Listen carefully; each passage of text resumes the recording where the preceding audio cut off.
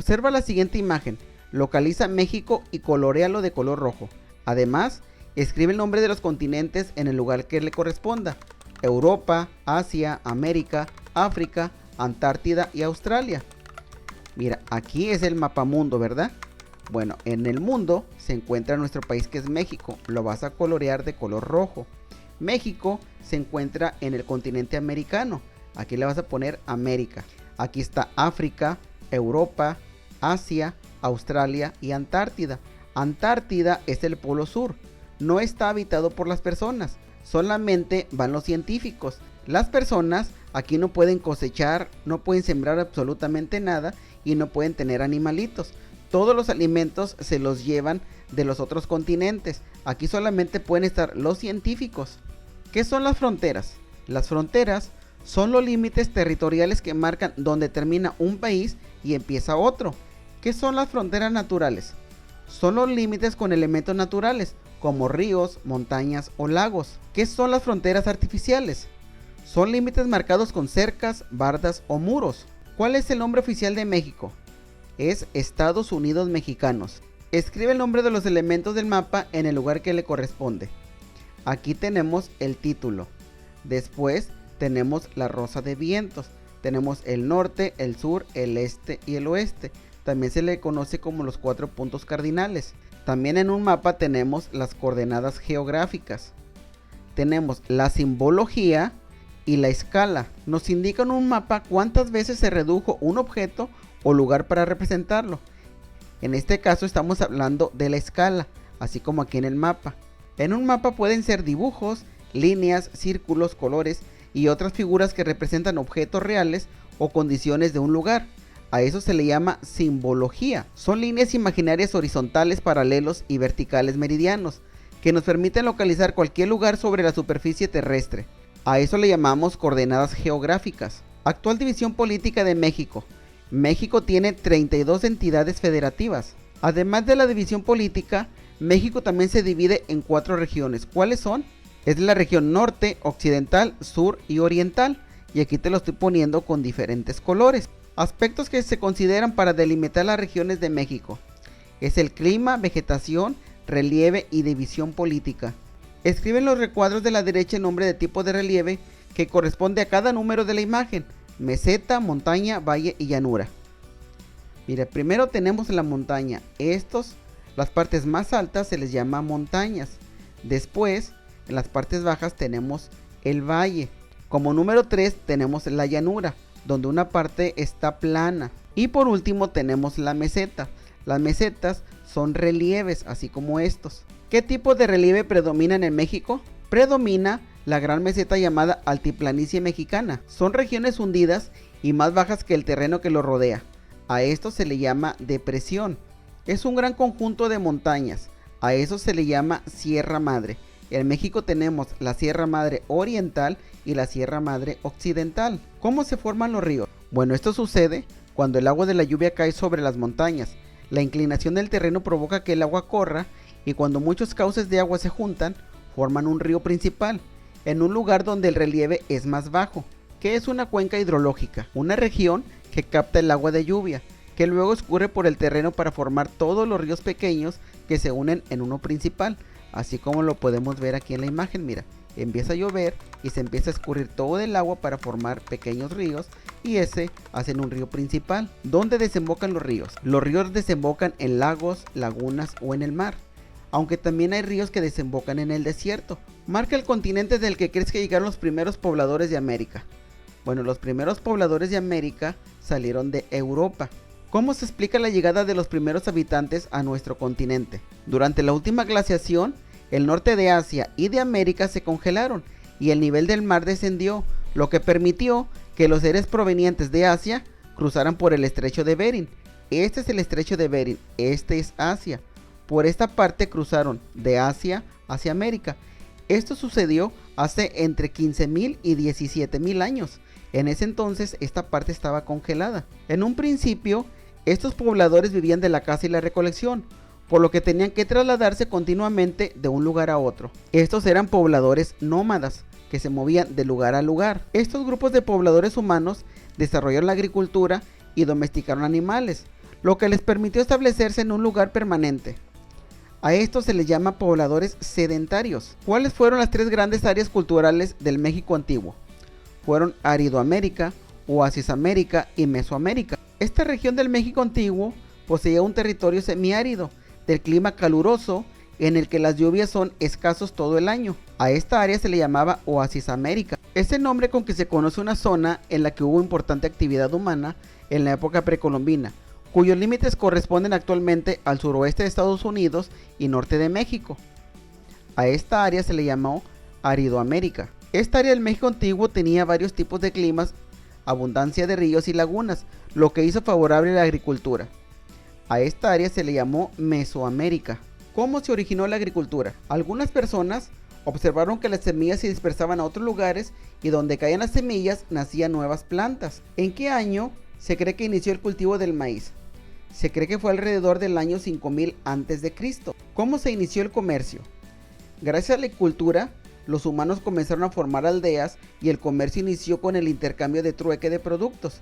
Por ejemplo, la persona que hacía alfarería la cambiaba por animalitos, o los cazadores lo cambiaban con los pescadores, o los agricultores entre ellos empezaban a intercambiar sus productos, frutas por verduras. ¿Por qué grupos de nómadas, de cazadores y recolectores empezaron a practicar la agricultura? La población aumentó tanto que la recolección ya no alcanzaba para alimentar a los integrantes del grupo y buscaron la forma de producir alimento en mayor cantidad.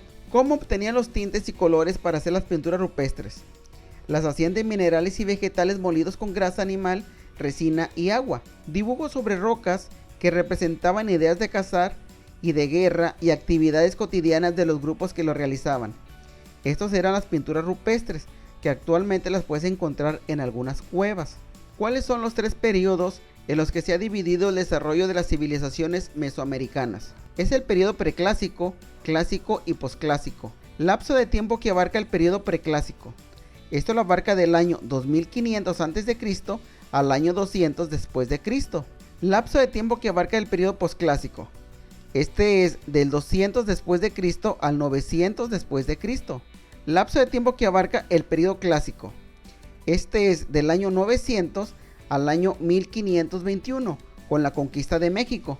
¿Qué cultura mesoamericana se estableció en la costa del Golfo de México, al sureste de lo que actualmente es el estado de Veracruz y Tabasco, la cual alcanzó su periodo de esplendor durante el periodo preclásico? Esta cultura fueron de los olmecas, los que hacían las cabezas grandes de roca. ¿Qué cultura mesoamericana surgió en el periodo clásico?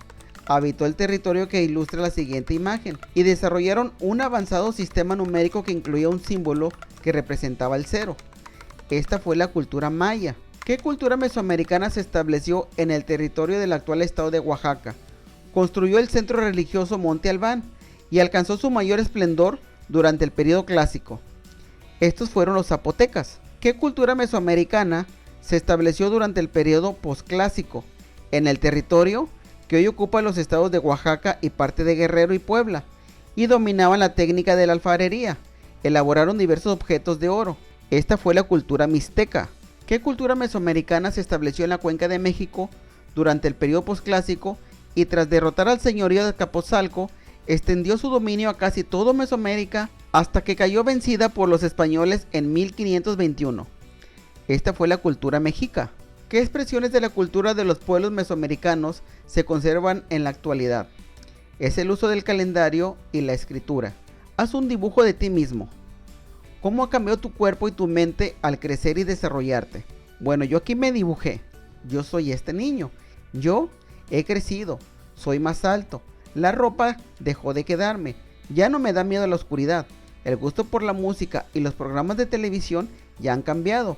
Antes me gustaban cosas muy infantiles, ahora ya me gustan programas diferentes. Me doy cuenta que ya puedo realizar diferentes actividades. También soy más ágil de mente, ya puedo hacer operaciones matemáticas en mi mente, sin necesidad de usar mi lápiz y la pluma. Subraya la respuesta correcta. Daniel tiene 10 años y hace unos días conoció a una niña por internet. Ella le pidió acordar una cita. ¿Qué debe hacer Daniel? Daniel debe avisar a sus padres y tomar una decisión. Aquí dice que es una niña, pero probablemente sea una persona mala. Es por esa razón de que tú le debes de avisar a tus padres. Juan, de 11 años, siempre camina solo a la escuela. y un día se le estaba haciendo tarde. Un vecino que apenas conoce le ofreció llevarlo en su auto. ¿Qué debería hacer Juan? Juan debe negarse y alejarse inmediatamente, y además le debe de contar a sus padres y a su maestro, porque recuerda que ese vecino se lo puede robar. Nunca confíes en los desconocidos. Se refiere a las distintas formas de vida, costumbres y tradiciones especiales de cada persona. A esto se le llama diversidad cultural. Permite que tanto hombres y mujeres tengan las mismas libertades y oportunidades de educación y laborales. A esto se le llama equidad de género. Escribe cada palabra en el lugar que le corresponda para completar la oración. Los seres humanos tenemos enorme potencial. Esto quiere decir que si nos lo proponemos, podemos hacer grandes y excelentes cosas. Por ejemplo, trabajar, cuidar, transformar y mejorar el mundo, conocer nuestra historia y vivir en sociedad. Para que desarrollemos ese potencial, son esenciales la salud, la seguridad, el estudio y la vida social. También que haya justicia y equidad en la producción y repartición de los bienes, así como apego a la legalidad. Subraya la respuesta correcta. Un código de conducta adecuado cuando se utiliza el internet. Dejar que mis padres sepan mi nombre de inicio de sesión en internet y los nombres de chat. Si un compañero de tu salón de clases tuviera alguna discapacidad, ¿cómo deberías tratar? Tratarlo con respeto igual que a todos mis compañeros y ser su amigo. Hace que se logren de mejor manera los proyectos que requieren esfuerzo, participación y recursos de 2 o más personas. A esto se le llama principio de cooperación. Es el organismo encargado de fomentar y promover la cultura física y el deporte en México. Esa es la Comisión Nacional de Cultura Física y Deporte. Sus siglas son la CONADE. Este es su logotipo. ¿Qué amas de tu patria? Bueno, yo amo mi patria porque es el lugar en el que yo nací. No hay guerras y no invadimos otros países.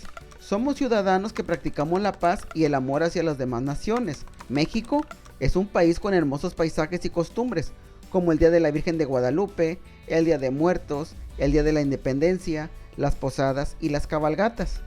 ¿Qué derecho garantiza que el Estado imparta una educación básica, laica y gratuita? Ese es el derecho a la educación. Este derecho es la base de nuestro desarrollo como personas, porque nos da la oportunidad de reflexionar sobre nuestros actos y decidir cómo actuar. Este es el derecho a la libertad. ¿Qué quiere decir que la educación que imparte el gobierno sea laica? Que no tienen dependencias con religión alguna, y en las escuelas públicas no se difundirán ni se impugnarán ideas con respecto a la religión. ¿Cómo se relacionan tus derechos a la libertad con tu derecho a la educación?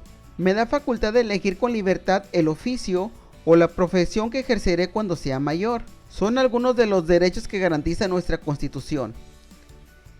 Esta es la libertad de pensamiento, expresión, información, reunión y tránsito. Es un ejemplo de la frase: los límites de nuestra libertad son los que nos imponen la libertad de otros. Por ejemplo, aunque tengo derecho a escuchar música, debo hacerlo con volumen adecuado para no molestar a mis vecinos. ¿Cómo son llamados por ley nuestros valores y derechos? A esto se le llama derechos humanos y sus garantías. A medida que dejas tu infancia, empieza a actuar con mayor responsabilidad en tus actos y con más justicia. ¿Cómo se llama ese cambio de actitud? A esto se le llama autonomía moral. Tú debes de distinguir las cosas buenas de las cosas malas. ¿Cómo se llama la capacidad de moldear nuestras conductas para actuar dentro de los límites que nos imponemos nosotros mismos? A esto se le llama autorregulación. Bueno amiguitos, hasta aquí ha sido todo por el día de hoy. Nos vemos en el siguiente video.